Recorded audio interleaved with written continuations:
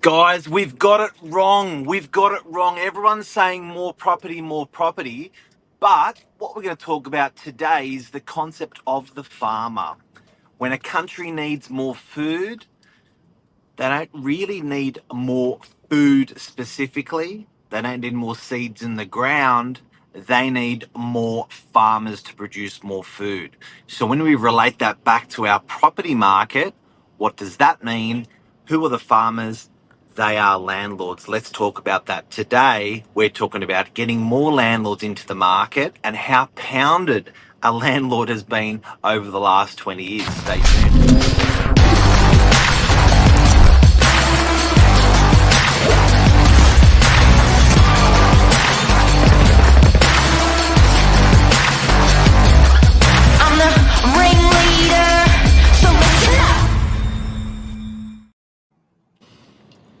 Whoa, juicy topic. This is something you're really passionate about. Can you explain this in a sentence or two or three, Zanth, what I'm talking about? Can we put it? I'm maybe getting a bit complicated here, but before we start on the royal pounding of a landlord, can you just explain what we're talking about? Well, we're just talking about, in a nutshell today, it is a very juicy topic, just how hard it's been historically for a landlord, how much they've been, I suppose, hard done by at every single turn, and why it is now unappealing to be a bit of a landlord, given that you just get taxed at every single angle. And it's not as though there's a shortage of properties per se collectively. It's just that it's so unappealing for investors, it's unappealing for developers, and it just makes it hard. So when you say we need more farmers, we need more investors out there purchasing investment properties in order for tenants to find somewhere to live.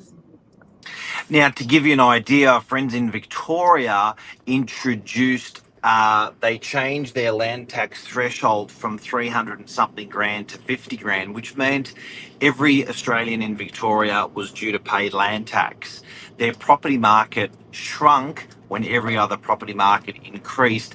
That is the impact when you actually pinch a landlord. What happens? And I know people are saying, oh, it's all in the planning and that's all, we need more builders, building's getting expensive. But guys and girls, if you are not feeding the farmer cannot plant seeds, they cannot produce crops, they can't get food ready for a country. It is the same concept with landlords. Or should I say property providers, because when you hear the word lord, it doesn't go down too well. Now, I'm going to break this down very quickly into 6 points. The reason why I want to bring this up and surface this is a topic that we had last night. I was talking with Mel, a property manager from our office, and I said, Mel, out of interest, my property that you know in NARRAWEENA, the house I've got in NARRAWEENA. She goes, yeah, I know the house, been there. I said, how much do you reckon a landlord or I would pay in land tax on that property? She goes, yeah, it's, pretty average house, da-da-da. She said, oh, $1,500 a year. And I said, I pay for that house, of which I get $1,200 a week rent, $1,100. I pay for that house $580 a week in land tax. She goes, what? And this is a property manager that manages 500 properties. She goes, what do you mean? I said, I pay to provide that property to a tenant. It costs me 500, and not even interest rates, not even anything else, but just on land tax. A landlord in a suburb, if they're over the threshold of their because their landlord is over the land tax threshold, they will have to pay 500, $600 a week of land tax before the tenant even but they pay in the interest for the actual property. Item 1, land tax. Yep, land tax. I'm dropping these notes in comments as well for everyone to see and make a bit of a record of too. So that would be relative to the property as well. Say that again.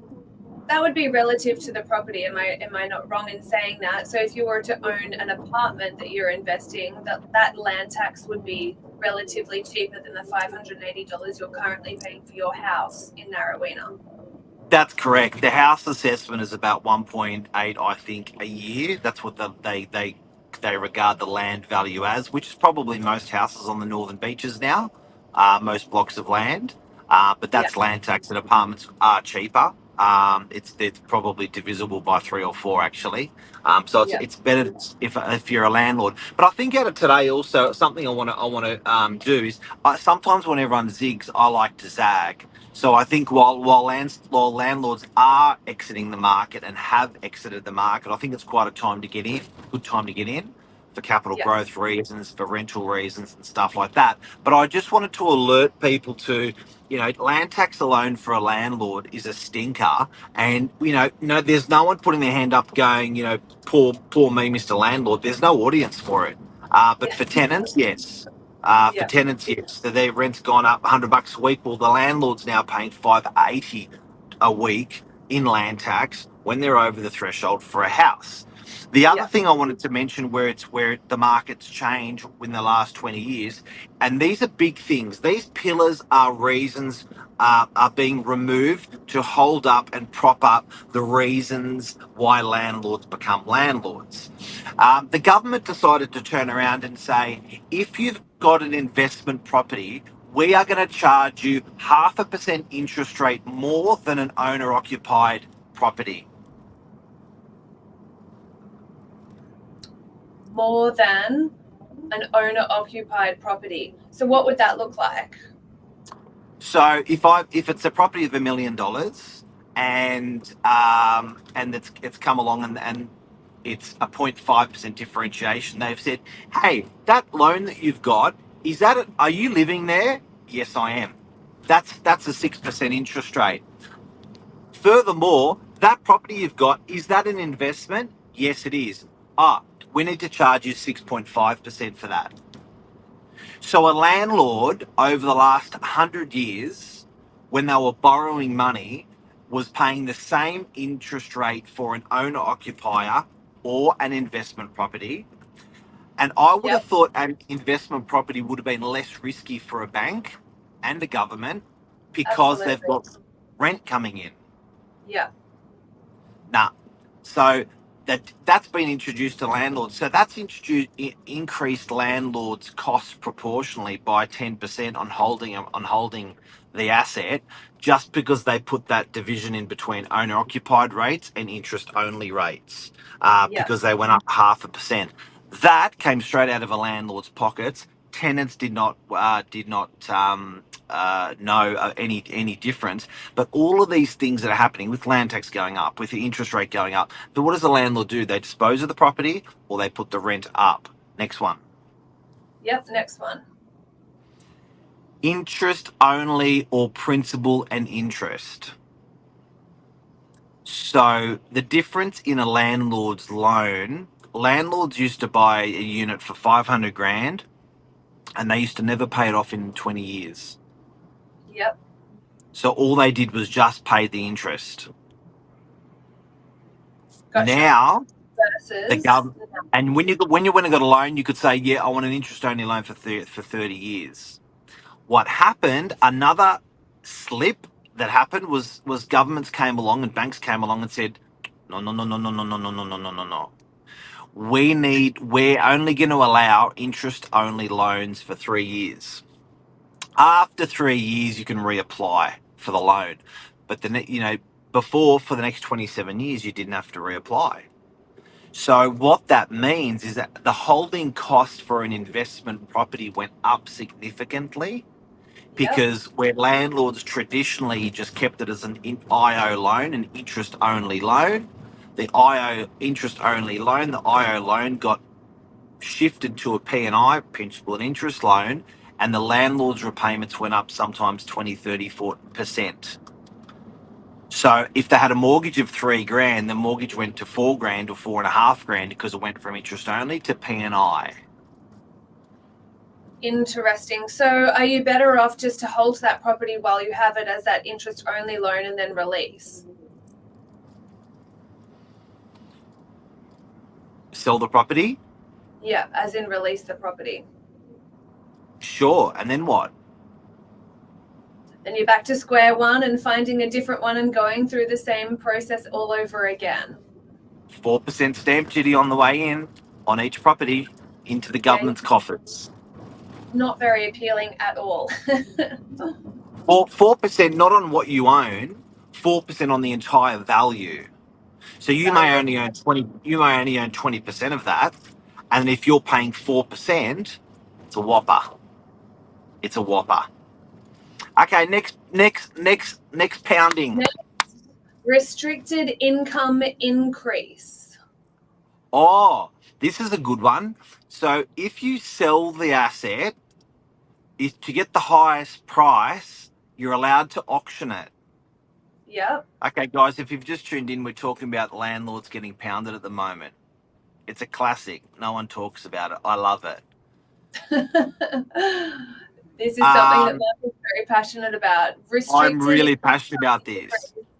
Right, so you've bought this property, you've owned it for 10 years, 20 years, blood, sweat and tears. It's stressed you for that whole time. You've provided the property to tenants its whole 10 or 20 years. If you want to sell the property, you can auction it. So you can ask everyone in the market who wants to pay the best price. Yep. Yet, if you want to rent the property, you cannot do that. You cannot actually ask for more rent than you're asking, effectively auctioning it by rent, as it's actually breaking the law. So now the government's come along and said, hey, Mr. Landlord, I know you've got this investment property, but you can't ask the rent you want to ask when you want to ask it. Yeah. And that's only Not very something that was fair. introduced, what was it, last year? You can't have offers over for your rental property. Yep. For a residential rental property. That's something that was recently introduced. It's not like it's something that's been around for a long time. Yep. So the government's come along and said, yeah, Mr. Landlord, we really don't like the way you're putting these rents up, restrict it. And the landlord turned around and thought, after the land tax pounding, after the P&I pounding, after the higher interest rate pounding, and they've thought, you know what? Can't put my rent up when I want to put it up. I could do it once a year. I don't want to be a landlord. Yeah. So is the problem in the market more properties, or is the problem that it's not appealing for landlords to supply rental properties to tenants in this state? I think it's probably a collection of the two, but it's really not that appealing to be a landlord in today's market, given not only the cost of living increase, but every other corner that you get, I suppose, fisted in a way. Like, why would you want to enter something like that when it's just money out, money out, money out, and not much coming in? Are you guys ready for the grand finale, Zanth? Drum roll. I don't even know what the grand finale is. This is the royal pounding. This is the roast for landlords. It's the landlord roast. Okay, ready for this one? Yep. Inserting drum roll here. We're taking part of your income. We're taking part of your income. And please elaborate on that. What do you mean by that? It's the law. We're taking part of your income. It's the law. It's the law. Okay. What are you taking my income for? Tax? No. We're taking it for your future. So what happened in the 60s, 70s and 80s is people invested into Australian property. Can you remind me about build to rent model at the end? Yeah. In the 60s, 70s and 80s, people bought an investment property. They owned it. They owned it for 10 or 20 years. Yeah. One property, and they sold it in their retirement to be self-funded retirees. Probably would have been a half of the, a quarter of Australians, maybe a third of Australians would have done that. Yeah. And the way they did that is they took a little bit of their income, they invested it for the future. Yep. The government came along and said, you know what? Everyone's sitting at this dinner table. How many of you are landlords? And a third of them put their hand up. They said, hey, Yep. you other 2/3, what are you doing? And they said, look, we would love to buy an investment property. We're actually going to be doing it. And then the other third said, look, we really just can't afford it. Can't afford it. You know, we're a bit risk adverse. Don't want to do it. The government turned along and said, you know what, guys and girls, everyone at this table, we're going to do something for the other 2/3 of the table here. We're going to make you pay. We're going to take 10% of your wage, 9%, whatever it was at the time. We're going to call it superannuation. We're going to make you save for the future. Yep. And then the 2/3 of the table said, oh, we think that's great. What are you going to do with the money? Oh, well, we'll quarantine it away till you're 65 or 67. You can't spend it. Okay, but we don't want to give you 10% of our wage. That's fine. We'll get your employer to pay it. Now, Yep. if you haven't worked out, if you rob Peter, you got to pay Paul. So at the end of the day, it's going to come from somewhere. So yeah, sure, the employer's going to pay it, but at the end of the day, it's like now with tenants. The tenants are paying higher rents because they've taken it from landlords. Yep. So the problem with super is now in a $10 trillion property market. In a $10 trillion property market, we've now got Yes. $2.5 trillion in cash us, us away from that, Yep. which is sitting in people's super. That traditionally used to be invested into Australian property. It used to be leveraged into Australian property. So if you had 100,000, you could borrow 400,000 and buy something for 500,000. It was leveraged. So there's unleveraged super of in part of Yep. $2.5 trillion. So again, it that the people that were sitting at that dinner table that had an investment property were now further restricted. It was more pounding of more landlords because another 10% of them, they were already looking after their future by having an investment property. But now 10%'s off the table for them as well. Yep. I understand that. And I suppose that's part of a bigger conversation with what you can do with your super when it does come to purchasing a property. Yeah. But the problem was, Xanth, it was half cooked for 20 years. For 20 years, the seed capital wasn't enough to buy a property in your super. Yeah. So there's been this deficiency of supply of of investor stock in the market for a long time because we've taken that 10% off the table for 25 years now. So it No well one it has talks about been this. no one well it has been a bit of a shit fight, let's just call it, for the last 25 years. So collectively, and before I get onto the build to rent model that we see more and more of these days, so before we get to that though, what do you see changing in this regard? So we've gone through the super, the interest rates that expire, moving on to a P&I, higher interest rates than owner occupies. You've got your land tax plus the restricted price that you can put on your property. All of this collectively is not appealing to a landlord at all. So what do you see changing in the next 5 to 10 years? First of all, what I have seen changing is landlords have exited the market. They've put Yep. that cash into their homes. And Lower interest rate. A perfect example. Not as hard. No one telling them what to do. Let's just improve our home. yeah, which I suppose we did see a lot of once those interest rates really did start to rise last year. We have seen a mass exodus of landlords leaving the market, which Big time. isn't a good thing. We do need more farmers, as we had touched on earlier. But what else Yep. can change in the way of the current situation so that the farmers don't leave and we do have more farmers out there, more investment properties, more homes to place people? Big time. Furthermore, the mum and dad investors not being supported. That's the bottom line. There's been Yeah. one thing over the last 35, 40 years that was called negative gearing that was introduced to support an investor. There's been a lot more stuff taken away. Furthermore, the build to rent model where Yeah. corporate companies will build 300 apartments in a suburb, 500 apartments in a suburb, and they make these. They very boldly say we're going to rent all these out. The Yeah. government has supported build to rent models and said your tax is half. So if you if this property is gonna be a build to rent model, your tax is half. They've halved the tax of build to rent models. Halved. So for corporates, they're incentivizing. For mum and dad investors, No. You get a royal roasting and a royal pounding. you get roasted. You get roasted. But I hope this was interesting to everyone today, Zanth. Zanth, you got to have taken some stuff away from today that awareness was, and you're in the industry. Imagine the people that are not.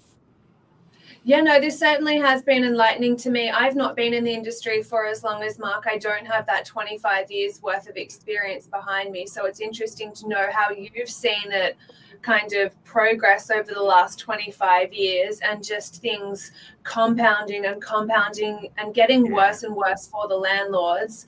And I suppose it's now at that pointy end where things need to change in order for it to be more appealing. Do you mimic that build to rent model more in the way of not having any of those, I suppose, interest rates that are halved? Is that more appealing to investors, or there's just scope to change moving forward? And look, I'm very supportive of the community. With tenants in our community, we have over 3,000 tenants as our agency. But the point of today is that the goalposts haven't moved for tenants. Rents have always gone up. They've gone up more lately.